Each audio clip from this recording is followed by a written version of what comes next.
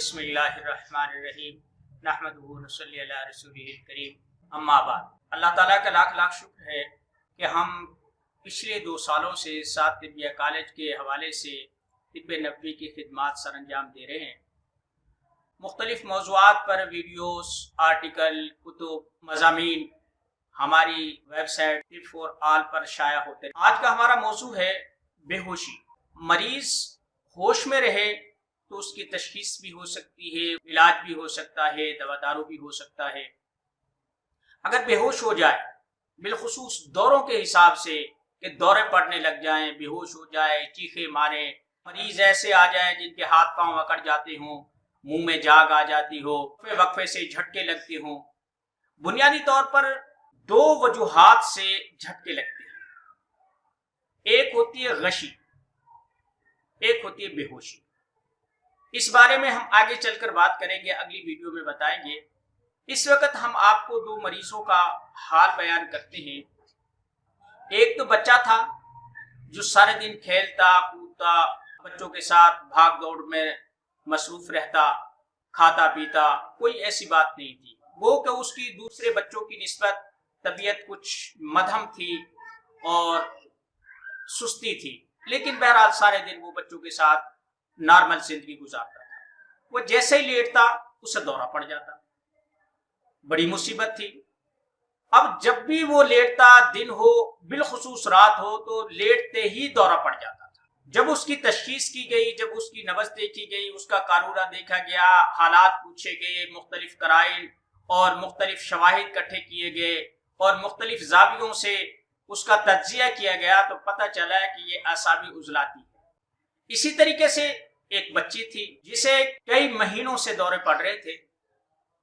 اسے دورے اس انداز میں پڑتے تھے، وہ دورے کی کیفیت میں ایسی رہتی کہ اچانک چیخ مارتی اور چیخ مارنے کے ساتھ ہی وہ بے ہوش ہو جاتی، ہاتھ پاؤں اکڑ جاتے اور وہ طرح طرح کی باتیں کرتی۔ کبھی وہ کہتی کہ میرے گلے میں کوئی چیز پھنسی ہوئی ہے، کبھی کہتی کہ میرا کوئی گلا دبا رہا ہے، اور کبھی کبھی وہ کہتی کہ کچھ لوگ ہیں جو مجھ سے مختلف قسم کے مطالبات کر رہے ہیں، وغیرہ وغیرہ۔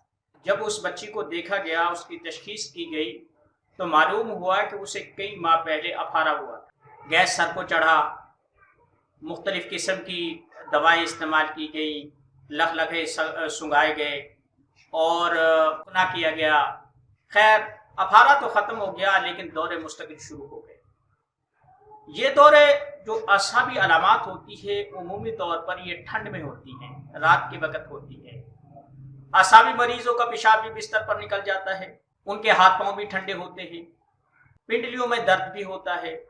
بہت سارے لوگ جو اعصابی مریض ہوتے ہیں، ان کے ساتھ یہ معاملات ہوتے ہیں۔ وہ رات کو جب تک دبوا نہ لیں، وہ مالش نہ کروا لیں، بچوں کو اپنے اوپر چڑھا کے خوب لتڑوا نہ لیں، اس وقت تک انہیں سکون نہیں آتا، نیند نہیں آتی۔ تو یہ دونوں جو چیزیں تھیں، یہ اعصابی عضلاتی تھی، یعنی ان کے اندر بہت سارا اعصابی نظام گڑبڑ ہو گیا تھا، اعصاب تیسی میں تھے، عضلات بیچارے کمزور ہو گئے تھے۔ اس واقعے کو دیکھ کر مجھے ایک حدیث یاد آ رہی ہے۔ ایک کالی سی عورت تھی، ایک صحابی کہتے ہیں کہ میرے پاس ایک میرے ساتھی بیٹھے ہوئے تھے، وہ کہنے لگے کہ تم جنتی عورت دیکھنا چاہتے ہو؟ میں نے کہا ہاں۔ کہا کہ یہ جو کالی سی عورت جا رہی ہے، یہ حبشہ جا رہی ہے، حضور علیہ السلام نے اسے جنتی قرار دیا ہے۔ بات یہ تھی کہ اس بیچاری کو دورہ پڑتا تھا۔ اس نے رسول اللہ صلی اللہ علیہ وسلم کی بارگاہ میں عرض کیا، یا رسول اللہ صلی اللہ علیہ وسلم، مجھے دورے پڑتے ہیں، میں حال سے بے حال ہو جاتی ہوں، میرا سطر اگڑ جاتا ہے، میں پردہ نہیں رکھ سکتی، یا رسول اللہ دعا کیجئے کہ میں اس بیماری سے نجات پا جاؤں۔ آپ نے فرمایا یا تو اس بیماری کو رکھ لے، میں تجھے جنت کی بشارت دیتا ہوں، اور یا پھر ایسا ہے کہ میں دعا کر دیتا تجھے شفا ہو جائے۔ تو اس عورت نے کہا کہ مجھے جنت چاہیے، صرف اتنی دعا کر دیجئے کہ سطر پوشی رہے اور بے پردگی نہ ہو، باقی میں ان دور و شوروں کو برداشت کر لوں گی۔ تو ایسی جو بچیاں ہوتی ہیں جن کے پیٹوں میں یا معدے میں گیس ہوتی ہے اور تبخیر ہوتی ہے، اس انداز میں ہوتی ہیں، یہ بنیادی طور پر اعصاب کی تحریک کا نتیجہ ہوتے ہیں، ان کے لیے آپ عضلات کی تیزی کے لیے ادویات استعمال کریں، خشک اشیاء استعمال کریں، یہ مختلف علاج و معالجات موجود ہیں۔ تو یہ جو دورے ہوتے ہیں نا، یہ بنیادی طور پر جب ڈاکٹر دیکھتے ہیں یا حکیم دیکھتے ہیں یا کچھ بھی دیکھتے ہیں تو وہ تو خیر کسی نہ کسی انداز میں اس کا علاج کرنا چاہتے ہیں اور وہ کرتے بھی ہیں، لیکن جب عوام دیکھتے ہیں تو وہ انہیں جن بھوت سمجھ کر عاملین کے پاس، سیانوں کے پاس، جادوگروں کے پاس، اس قسم کے لوگوں کے پاس جانا شروع کر دیتے ہیں۔ وہ بیچارے اپنی عزت و ناموس کے ساتھ اپنی مال دولت بھی، اپنا وقت بھی اور اپنی عزت و آبرو بھی، ہر چیز ہی گنوا جاتے ہیں، لیکن علاج نہیں ہوتا۔ سب سے پہلے یہ چیز دیکھے کہ اسے ہے کیا۔